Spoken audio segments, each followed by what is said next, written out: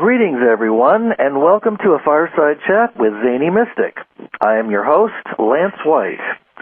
Tonight, my guest is Jasmuheen. Jasmuheen is the founder of the Embassy of Peace, international lecturer on metaphysics, researcher for world health and hunger issues, peace ambassador, and author of 33 books on metaphysical matters. Jasmuheen travels all over the world at the invitation of many groups who wish to fulfill the programs and projects of the Embassy of Peace. She has also presented her work to various groups within the United Nations in both Vienna and New York. So let's meet her now. Hi, Jasmuheen. How are you? Lance, I'm absolutely wonderful, and it's great to be on your show. Thank you so much for inviting me. Oh, I am so happy to have you here. You know, I heard you in Mount Shasta several years ago when David Icke and Jean-Claude Coven and a few other people were there, and you made such an enormous impression on me. Just your vibrancy and your energy, and I loved everything that you said. So it's really quite an honor to be able to close that loop and have you on my show. Thanks. Look, it really is wonderful that we have the opportunity that you can do what you do and open the space in the airwaves on the cosmic levels and the earth plane levels, and I can join you and dance for a little bit in that harmony, you know, and then there are people out there who might like that dance, which is great. For the listeners who might not be familiar with your work, I don't want you to have to go through a whole lengthy, thing about, your life, but just if you could give us a brief a side of beef, a brief background. I'm sorry. Yeah. I'm feeling a little silly. Look, it is interesting, and for the viewers out there, listeners out there, I'm not sure what Lance is laughing at. He says a side of beef instead of a brief, and it's a bit of a trip of the tongue, because I guess what I'm most known for in the world, especially most controversially, is this living on prana, the ability that a human system has to come into a certain level of harmony so they can access different streams of nourishment that actually do eliminate human hunger. And, for me, that's been a focus on a very subtle and then later more profound level all through my whole life. And I remember when I was 2 years old, doing this reaction to my mother wanting to feed me a side of beef, and me just going, no way, because intuitively it was just not the right frequency for me. Although, of course, you don't know that when you're young, you just go bleh and react. And we fought for a long time about her wanting to introduce strong streams of what she thought was needed protein into my diet, and me doing the naughty kid stuff and rejecting it quite vocally. And it was funny because she used to say things like, you got to eat all your dinner up or your lunch up because there are all these starving children in the world, which didn't make sense to me at all, except I knew what she was trying to say was that I should be lucky that I'm even getting regular food, and that there were people less fortunate, which brought me into an understanding at a young age, 2 years on, that there were starving children in the world, which I just didn't get. I mean, I looked around me in a Western society as I grew up, and we seemed so abundant on so many levels, and I just didn't understand that people could lack the awareness to not redistribute resources or not to distribute resources in the world in a way where basic human rights could be taken care of. And I was sort of born into a family where we were quite proactive on many levels. I'm very bohemian, artists, musicians, intelligentsia type people from Europe. So we talked a lot about these sort of things growing up, and I think that imprints you, and I remember asking for, surely there must be a way to feed our children in the world, and that led me into meditation at about 16, and then having experiences of energy within myself, like deep, deep currents of love that when they rose within me, allowed me to see that there was a free source of energy inside every human being that could actually take away all our hunger, our physical, emotional, mental, and spiritual hungers. So I guess you could say my background has just been in sourcing a free stream of energy that anyone can access regardless of age or gender or religion or beliefs or whatever, and have that stream something that's so powerful and so dynamic that it took away all human hunger so that we had no need to conduct ourselves in a way where our children were dying every second because they couldn't get nourishment, or conduct ourselves in ways of war or lack or greed or poverty and all of that, which just comes because people are hungry, you know. So it's a very, you know, when you start searching for stuff and you have these questions, and anything you're searching for or interested in that has answers in a quantum field that are beneficial for human evolution, then those answers will come to the seeker when the time is right.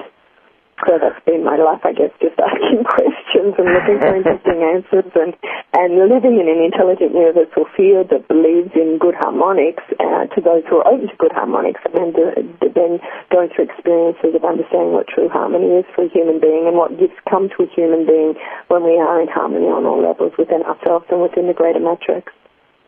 Yes.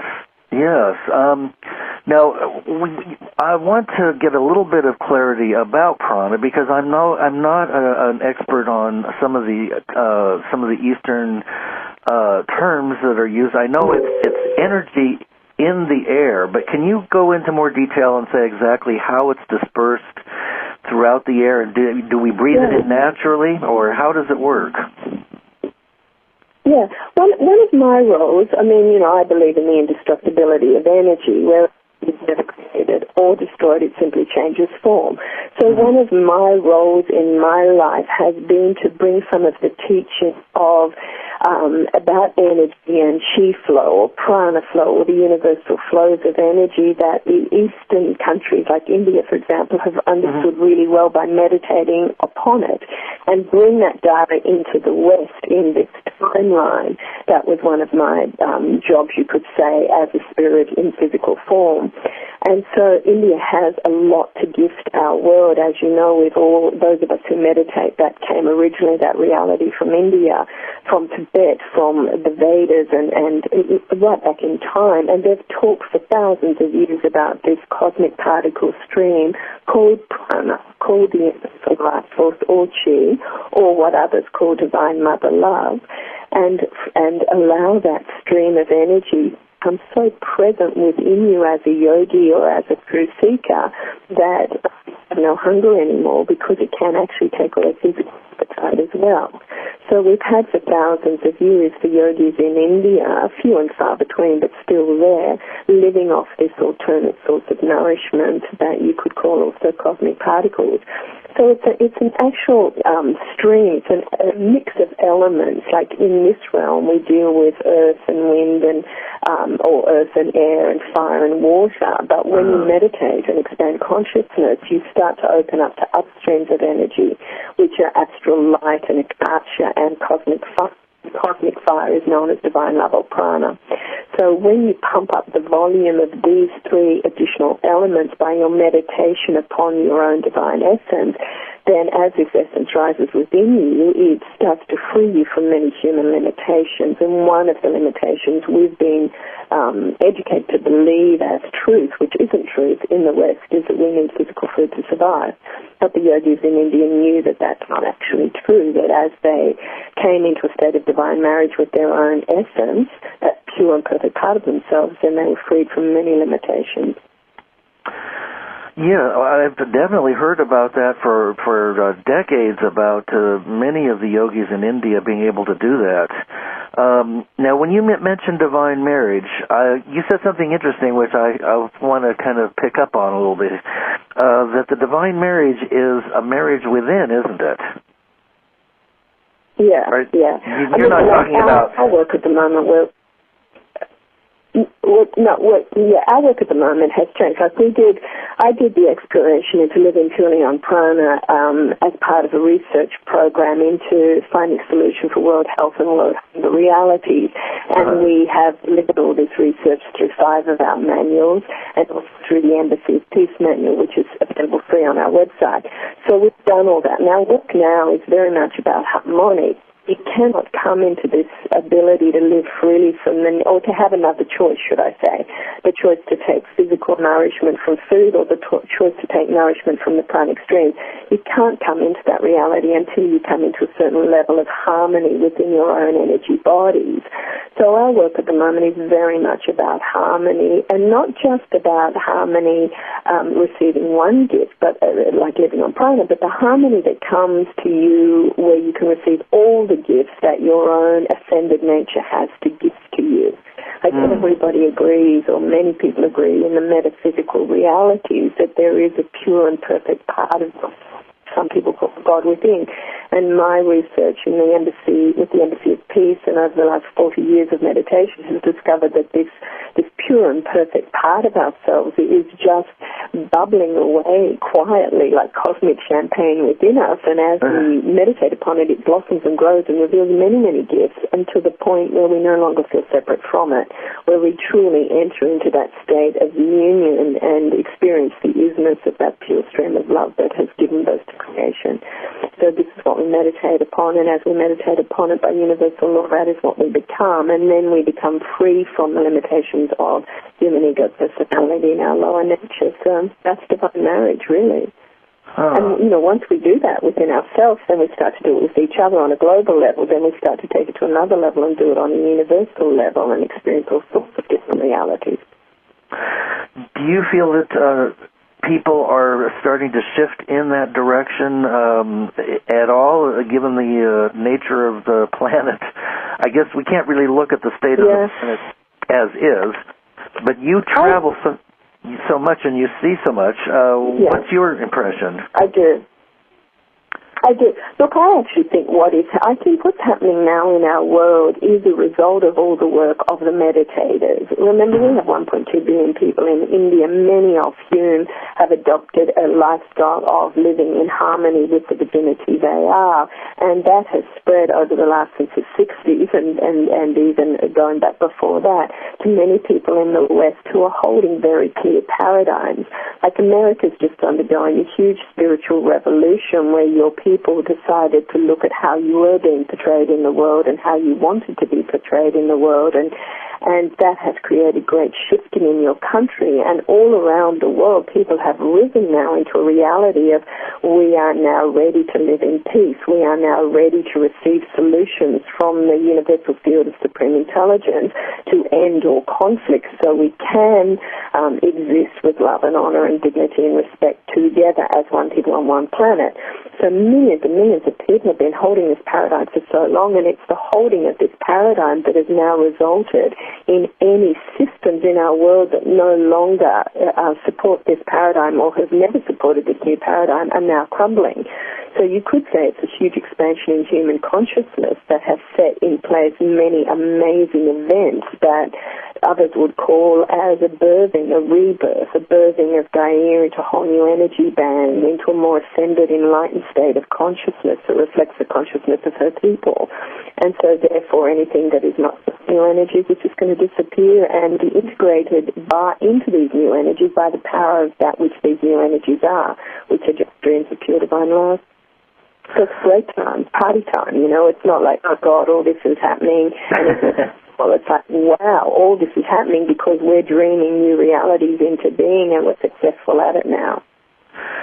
And even though there is quite a bit of resistance from, let's just say, unnamed factions towards any enlightenment and consciousness that we might want to achieve, and coming into our divine birthright, you're saying that will dissolve away as we regain our power.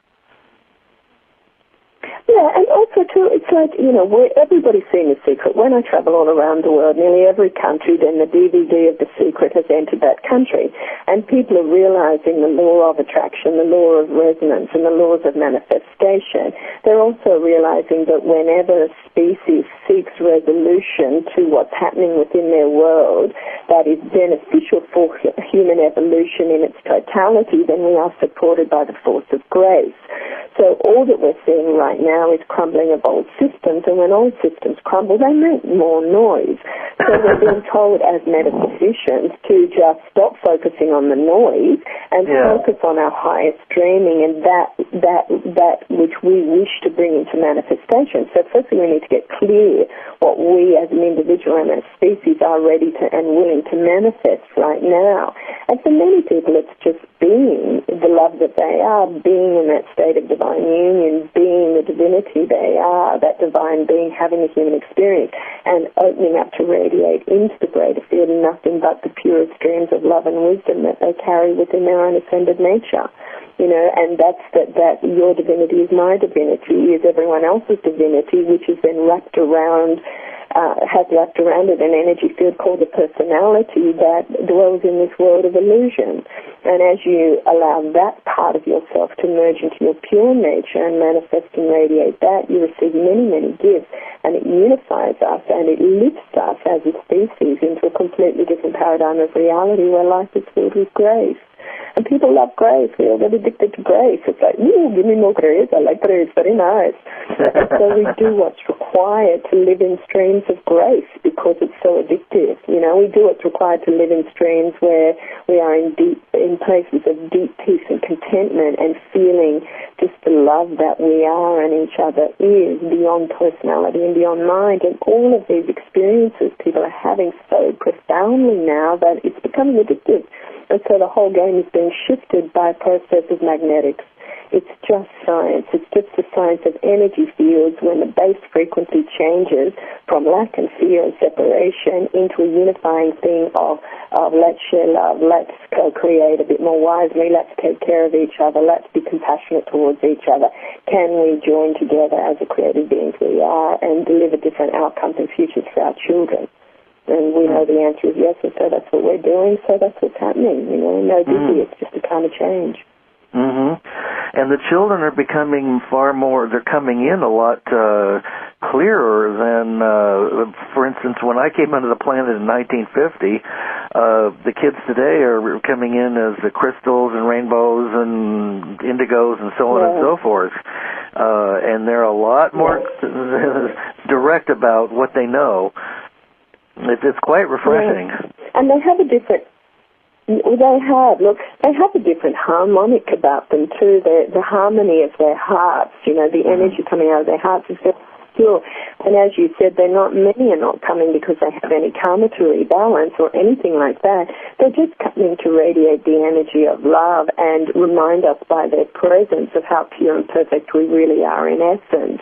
And they have got different needs and they do need to be understood. Like many of the kids coming through, I meet so many of their parents around the world, they're light eaters quite naturally. They're living on smoothies or fruit juices or fruit and very little food these days, saying they just don't need it. Not that they don't want it, but they just have no interest in food because their energy lines are so tuned to the higher realms from which they've just entered from or downloaded themselves from, that they're already fully aware, whereas we weren't. We came in with hours of illusion and separation and the need to complete old karmic ties and all sorts of games that we needed to play to find ourselves and our rhythm in this world in a way that, you know, allowed us to be free. And these ones are already free. I mean, I see it. I've got 3 grandchildren, and I see it with my grandchildren. They're just so fully conscious and present and aware and switched on. And it's not because they're my grandchildren. All of the kids coming in, or nearly all of the kids are coming in with this frequency, you know. Yeah. And my favorite thing to do now is hang out with the kids and just play with them because they got it. You know, they're just little radiating stations of pure cosmic love and awareness, and they say the most amazing things that are just like, oh, yeah, okay, I get it. You know, it's really nice, and it's very present. You know, it's a big deal. Well, so there's a lot that we can do to balance our harmonics, and that not just in the ways of shifting our the way we ingest food, but it's a whole spectrum, the whole gamut of multidimensional threads that we can pick up and utilize. Tools, a toolbox. Yeah, and that's totally true. I mean, that's the whole game now. As we sit and meditate, we start to explore the multidimensional aspects of our own nature, or in other words, we explore what we call the matrix of creation as well, because, you know, the Indian yogis went up meditating at 16 using ancient techniques from the Vedas, and the Indian yogis would always say, you know, the difference between the East and the West is Western civilization is educated to always keep the senses outside inside, of smell and taste and feeling and touch and sight and all of that is always directed outside into the outer realms. But with the Indian yogis, it's a journey of turning those senses into the inner realms to explore what is running or bubbling within you in your own energy body, or to discover your light body, or, whatever is contained within you on the purest streams, because it's just layers and layers and layers and streams of energy that's running within you and through all life, and it's a matter of which one you want to focus on. And what you focus on grows and blossoms within you. So, it's a wonderful opportunity we have to really explore the totality of our own being, to go to the interdimensional realms, to explore the realms of fifth dimensional frequencies and above, and the realms of the beings of light, and the realms of the holy ones who still exist as streams of consciousness, even though they may not choose to take physical bodies anymore. When we dance on the inner realms with multidimensional, interdimensional beings and that part of our own nature, life enters into a completely different stream of reality, and you do lose your mental hunger, and you do lose your physical hunger, and you do lose your emotional hunger, because you're satiated by streams of energy that are always there for everyone, but many don't know how to access. So as more of us figure out how to access it. And sometimes, it's just as simple as holding a very clear intention in your heart and mind that you, as a human being on planet Earth, wish to exist in harmony on all levels with all life streams through all realms.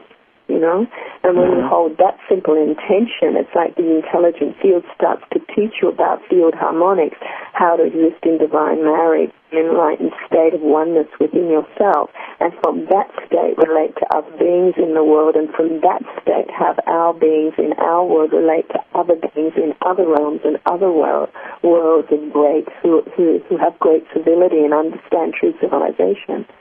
So very exciting realities that we can delve in when we decide that we want to play different games. Well, I wish I could say that I had been able to do all those things, but unfortunately, I'm one of the people that's still working on that. And I guess it takes you just have to keep going and practicing. It's just a matter of choice now, it's like what you want to experience in the world. It's like we've entered into energy streams where it's all available. We can experience fear and lack and chaos and judgment of self and judgment of others and limitation and bad health or ill health or disease or war or violence or, having difficult relationships with husbands or wives or children or family or wonderful relationships or, it's like the whole gamut is there to experience. And I think as you get older, like I'm in my 5th decade now, and I was born a child of the 50s, and so like many people, I've had enough time in the world to have many experiences, many of which have been very challenging for me.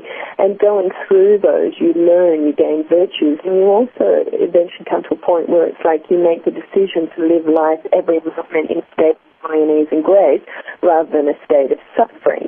And as you reach that internal understanding and commitment, then everything starts to change around you, because the universe says, this being who is a God in form, who we recognize as such, has made a decision to now live life in a state of joy and ease and grace in harmony with all other life forms, and is asking from a sincere point to have an experience of true harmony individually, with being with each other, with community, etc. And so then all the intelligent quantum field energy, virtual field energy, starts to rearrange itself around you to open up different doorways of possibility within the matrix, so you can have that experience, because it's good for you and also good for the world. Do you know what I'm saying? So it's just a matter of actually, I do. Sincerity, and what do you want? Okay? That makes total sense. That makes total sense to me. Totally. Yeah. I totally get that. So you start with that sincere heart, and you ask the divinity within you that is loving you enough to gift you with life, to reveal to you all its gifts, all its glories, in a way that keeps you in harmony with all energy fields and allows you to experience the essence of your own being, the true essence, not the limited self, not the personality or ego self, but that pure essence that is already perfect within you. So it's never about, becoming ascended. It's about being the ascended one, the enlightened one that we already are, existing, who's choosing to exist in harmony with all beings within this plane and all others. And it's such a simple program of intention that the intelligent field cannot deny you that. And so you start to have real experiences and move out of mind and wishful thinking and into a day-to-day experiential reality that supports that consciousness and awareness. Yes, I can see that happening very clearly. But also what's happening at the same time is the awareness and the observance of that which is not in harmony. And I think that's just part of the process. Yeah. Is that, you see Yeah, and to not deny it. I mean, we are in tough times right now. We're in tough like, I often say when I'm traveling that 5 years ago now, my daughter went into labor to have my first grandchild, and she had 100-hour labor. 100 hours. Now, most babies on average take about 13 hours to be born. So myself and the other grandmother-to-be were both up at the hospital trying not to stress out as my daughter delivered our first grandchild. And, we wanted to go, what's going on? So she's in pain and she's breathing and doing all her contraction stuff. And the doctor and the midwife said, look, she's not stressed. The baby's not stressed. She's done a lot of yoga. She can handle this. The baby's good. You two just butt out.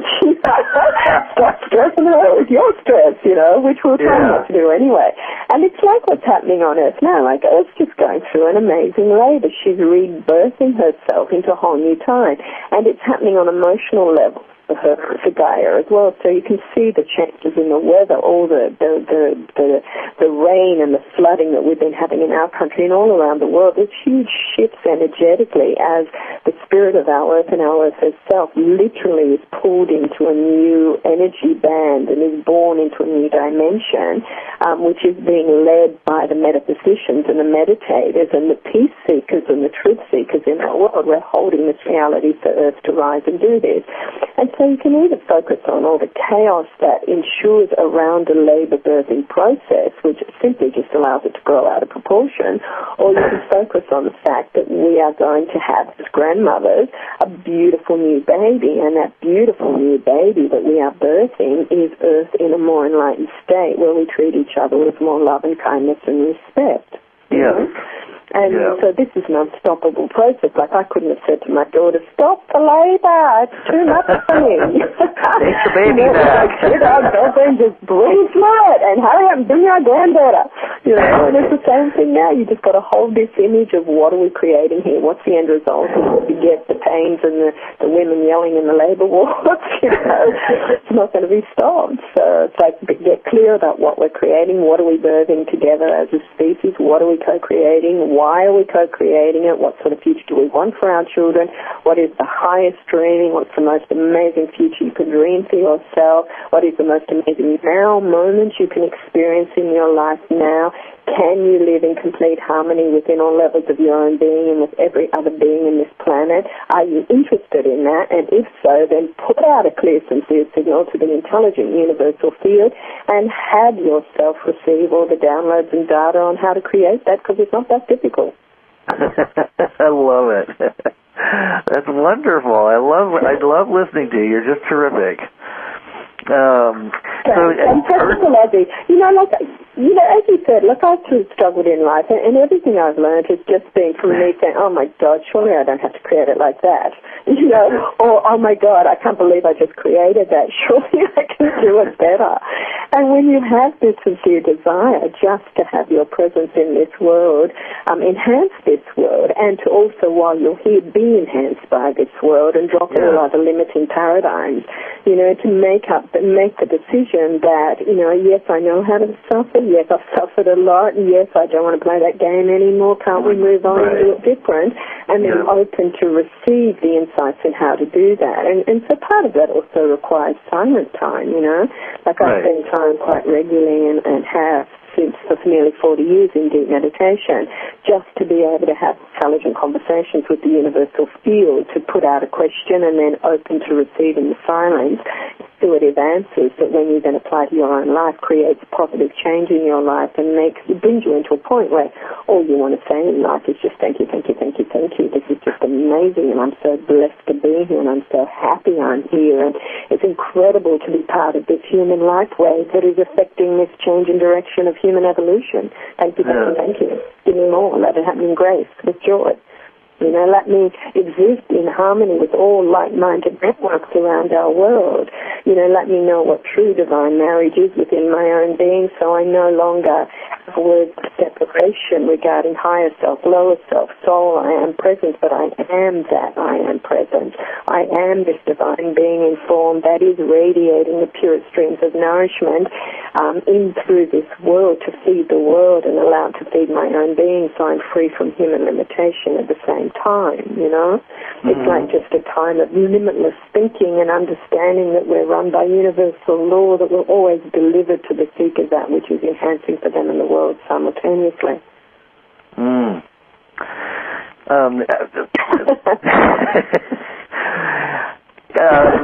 Now, according to so many people, the Earth is raising her frequency, and she's going into fourth, fifth, sixth density, or I don't know, higher, as high as possible. I'm guessing.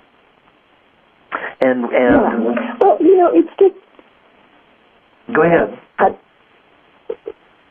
No, we have, just so the listeners know, we have a bit of a time delay coming between when I'm talking and you're asking questions and we're responding to each other. But the beauty of the time now, and many can attest to this, and we've had times in our history and cycles in the past where Earth as a civilization has risen and then fallen again because we've got into other games, we've got sidetracked by other games, and that's fine. The past is the past.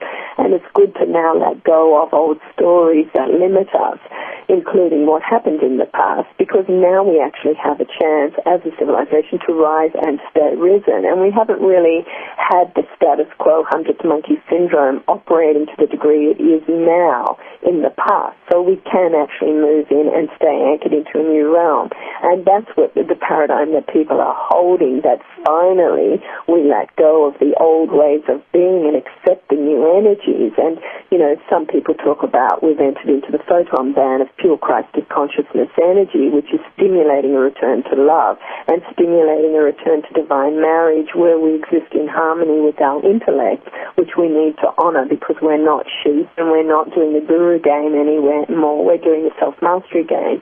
So we need to honor our intelligence, but we also need to marry it with our higher abilities of the sixth and seventh senses of intuition and knowing, which is the way the heart communicates, the psychic heart communicates through our beingness, you know, as our divine essence anchors itself through us into this world, in this physical system. So it's a wonderful time of great opportunity of understanding true harmony. And, you know, when we just ask to have an experience of pure harmony on internal and community and global levels, it's really incredible how the energy fields shift to support that because of the time we've entered into. So it's great blessing. Many have meditated for a long time on the Buddhic fields, on Buddha's Pure Land.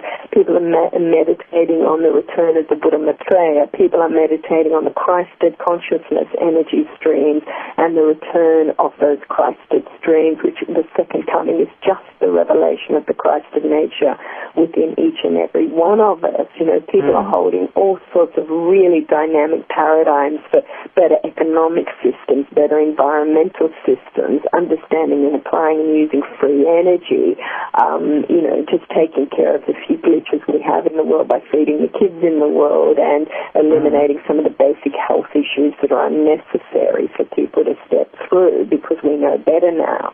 Like we know health harmonics happen when we eat good and we meditate and we, you know, exercise the body and treat it like a temple and we spend time in silence and we enjoy nature more. And there's a whole recipe that we offer at the embassy that does bring people into incredible states of health and harmony and happiness within themselves. And it's just a free lifestyle recipe because our lifestyle determines our frequency, and then our frequency determines how the universal fields react to us and what interdimensional doors open to us and what energies we can consciously be fed by or flooded by, you know, as a species and individuals. So a really brilliant time, you know, to be here. And many are just enjoying the whole energy party, you know. It's like, woohoo, meditated for so long. We've been holding these paradigms for 30, 40 years, many of us, and we can slowly start to see things changing in a very, very beneficial way, not just in our own lives, but in the world, and we just need to hold clear focus. Oh, absolutely. There's one person I know who's in his 70s, and he woke up about 50 years ago, and as he says, there was nobody around to talk to about any of these things, you know, and so now, of course, things are happening almost exponentially. You mentioned the Institute. Yeah. I wanted to make sure that you mention your website and how people can reach you. We'll do it again at the end of the show, but just let them know now so that they can find where you're at. Yeah. Well, there's a lot of things that, you know, when I go, my daughters actually Google me sometimes, and it's amazing what they read on the net, you know, because our work has been controversial.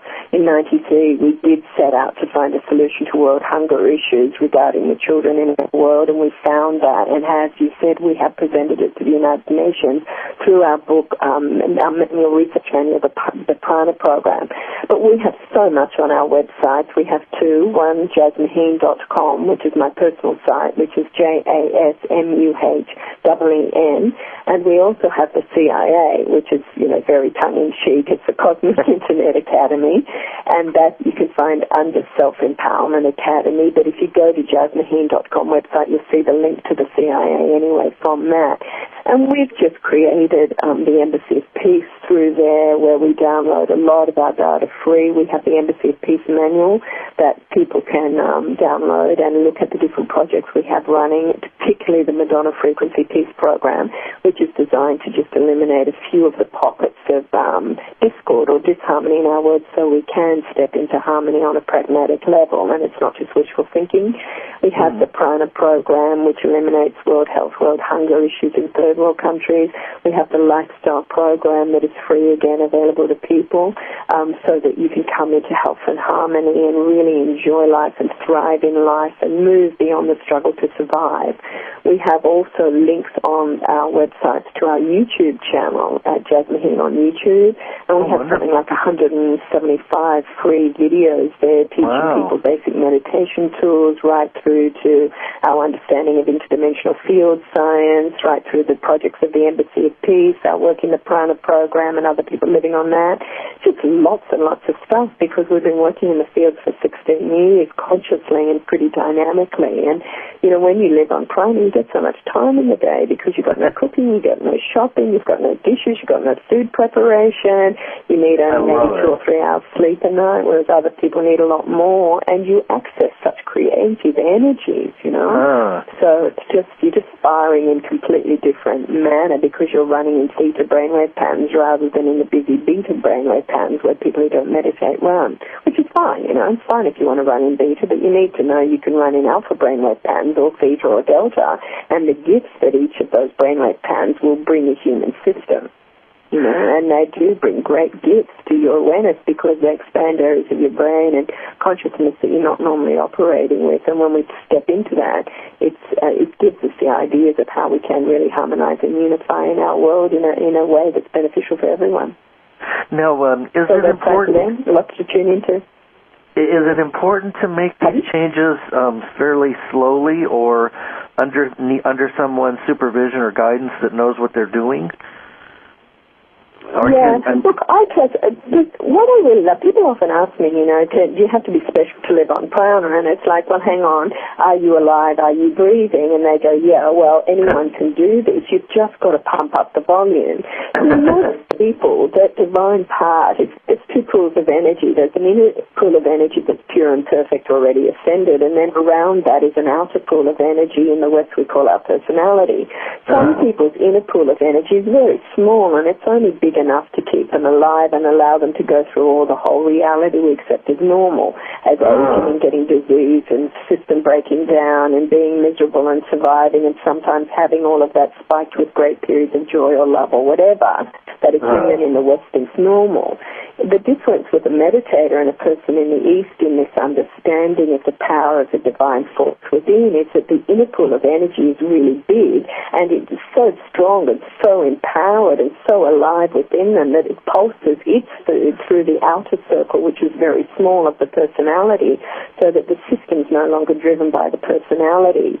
And because we have that pool, then that pool, that first inner pool, is the perfect guru. So all anybody has to do is to ask with a sincere heart to really experience the divinity they are and to receive all its gifts and glory in joy, in ease, with grace, in harmony with all. And that program of intention will then allow their awakening and expansion to happen as they have intended, which is with joy and ease and grace in harmony with all. Because this matrix of creation, when it hits a human system, it's been programmed to respond to us as a God in form. It thinks that a human biocomputer energy system is made in the image of the Mother, Father, God, or the original point of creation, and has the same programs, software programs.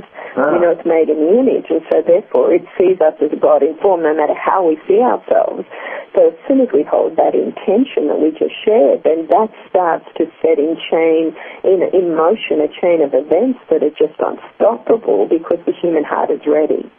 You know? So as soon as the human heart is ready, which means coming out of a mental construct and into a heart construct of really wanting to know on a deep level of your being the true harmonies of life, the purest harmonies of life, to really ask to experience the deepest streams of the purest streams of love that are running through the matrix beyond religion, for example, to really experience the truth of your being and see that gifts when you have these sorts of intentions, then everything quite beautiful in its own time, you know, and we don't have to stress or worry about it because we, as the creator being, have asked to have this experience with joy, ease, grace, in harmony with all.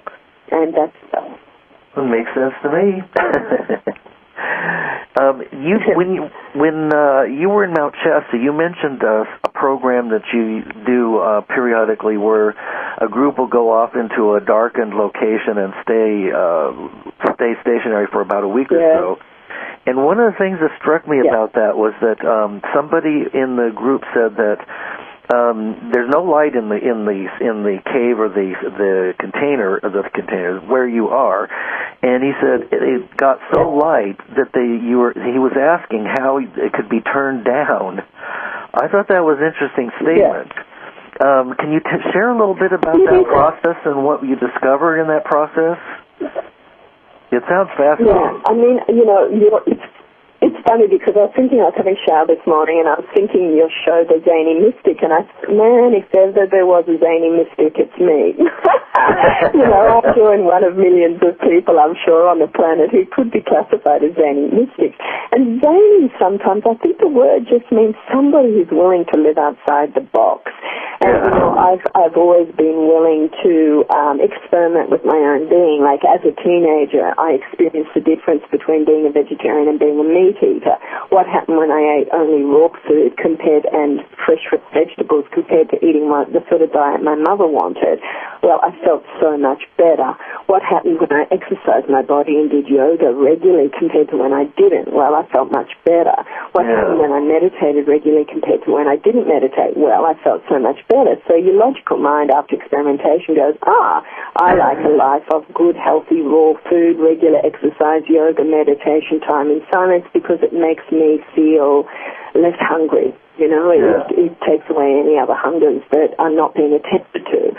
So you become quite smart in your experimentation, and I think you need to honor yourself to step outside the box and experiment and let go of all beliefs that people want to infringe upon you and place upon you that are going to create limitation in your own experience of your limitless beingness. So one of the things I've discovered is darkroom technology, and I love it. We have people from about 30 different countries every second year, and we take them to and to Mantak Chia's Tao Gardens, and we stick them in the dark room for 11 days and nights, and we don't feed them, and they have no light, and they have no mobile phones, and they have no external interruption, and we live 11 days and nights of deep, intense meditation time and solitude time and silent time, and also again exercising the body and switching on the highest centers of the brain by changing the production of serotonin and melatonin that happens naturally when you deprive a body of external light, and really developing your dreaming, because your brain is operating in alpha, then to theta, then sometimes even delta brainwave patterns, and you can take that energy that you normally use in digestion, which is 40 to 60 to sometimes more, depending on what you read, percent, and start to relocate or redirect that energy into higher brainwave activity through meditation and intention and prayer and the things we do when we gather over that time, and to explore that feeling you're in the Divine Mother's womb of infinite love in the darkness. And, you know, like they say, that silence, in the silence is the language of God. And so people just go into the most deep, amazing meditational, dreaming, experiential processes of their own being as certain things rise within them during those 11 days and nights. So I love it. I love to see the transformation in people. And I every 2 years, because I like it. I'm particularly, you know, it's like, woo, 2 weeks in the darkness with 40 other like-minded people, woo, you know, what can we do? How can we play together? And we come as masters, you know. We don't come as students. We come as the divinity, divine one. We are pure and perfect at our core. And we invite that core self to manifest itself in that period of time. And so what happens is that we weave together energetically, and the meditations that come through are like, wow, amazing, I love it. You know, we go tripping and interdimensional, you know, dilatation to other realms and planetary systems, and whatever the great divinity wants to open up, it can occur, because we are multidimensional and limitless beings who are not being distracted by other things at that time. So it's an amazing opportunity, and we're always booked out. The next retreat in 2011 is already booked out, but we've got people on our waiting list, and, you know, it's a very select group, and most people don't want to do that, but I like it, and there are many benefits, and those who come love it. It's great. It teaches you things like you're not limited in your consciousness. You're just a point of consciousness, because there's no external vision to separate you. Well, you know, there's a South American tribe, the Kogi, that put the young shamans in complete darkness for months. I can't remember how long it is. It's a very long time, and that's part of their fulfillment of becoming a shaman, is being able to sit in the darkness. And I'm sure it's a beautiful, elevating experience of consciousness. And I was just totally intrigued by it. You know, if I was a little younger, I'd be hopping on a plane and doing it myself. You're a baby. If you're not 300 years old, you're young. I remember connecting with Leonard Orford, the founder of Rebirthing. He's a friend of mine, and years ago, and he said to me he spent time in it only interviewing people who were 300 years old and then some. And when he said that, it really struck me, and I thought, man, if I'm not 300 years old, then I'm a baby. And so everybody I meet who's under 300 is suddenly in my mind, because of Leonard's comment, become a baby. Because he only figured you're worth interviewing if you're at least 300. Oh, my God. So you've been on the planet 50, 60 years, you're still a baby, you know, in those terms. But the South American tribe you were talking about, I was told they actually keep their children in darkness for the first 7 years of their life. And once they die, I mean, I could... And that increases their clairvoyance, clairsentience, all their other abilities before they actually introduce them into the world of vision.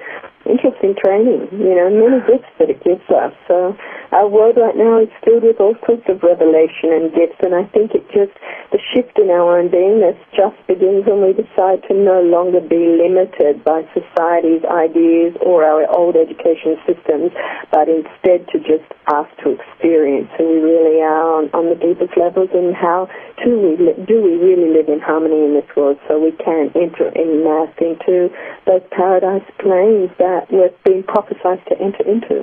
You know? Absolutely. And we are the ones who will fulfill prophecy. You know, it's just a matter of what prophecy do we want to fulfill. Armageddon simply just means the ending of one way of being, and a way of being that's not as nourishing, and we've lived in fear and lack, and we know it's not nourishing for all the people in our world. So now we're choosing to live in harmony with love, with grace, with joy. We're choosing to understand the matrix and how it operates. We're choosing to live by universal law. We're choosing to experience who we really are. So it's not just a nice idea, but it's an actual experience where we find ourselves constantly living in streams of grace, saying thank you. And these are nice choices to make. Well, that seems like a perfect time for me to segue into saying thank you to you for being on this show tonight. We've actually run out of time. So, it goes so quickly. Anyway, look, it's just fun time right now if you want it. You can focus on the fear, you can focus on the love, you can focus on the fear, or you can focus and disharmony, you can focus on the harmony. Just choose to use our energies and our focus wisely, choose to spend time wisely, and as we do that, we can just relax and come into the moment and really enjoy that which we are co-creating, because many are focused on this now. Wonderful. Well, thanks again, Jasmuheen, for being on the show. And your site is www.jasmuheen.com. It's on the bio that it goes with the show, and it will be up for a few days so people can find you. And thank you so much for the work you do and for sharing your love and your light with us tonight. Thanks, Lance. It's always a pleasure. It's great to just tune in and add to this matrix we're all creating. Thanks again. All right, many blessings, and good night, Jasmuheen. Good night, everybody. Thank you.